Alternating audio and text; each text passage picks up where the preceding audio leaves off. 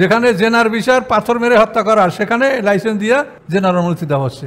যেখানে সুদকে বলা হয়েছে যে সুদ বর্জন না করলে আল্লাহ এবং তার রসুলের বিরুদ্ধে তোমরা লড়াই করার জন্য প্রস্তুত হও, এবং হাসরের ময়দানে বলা হবে তোমরা লড়াই করবে না, অস্ত্র লাও, নামো, নামি আল্লাহ রসুলের সাথে লড়াই করো। কত অপমানজনক কথা। সেই সুদ আমাদের জাতীয় ইনকাম।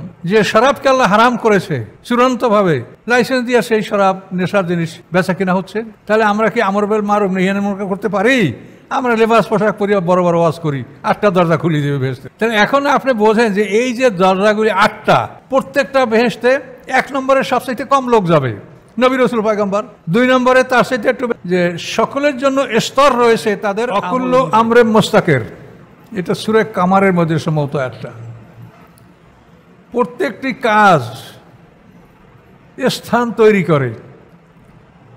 তাহলে আল্লাহ তাআলা কুন ফায়াকুন বললে বেহেশত দোজখ সবই হইতে পারে, কিয়ামতও হইতে পারে।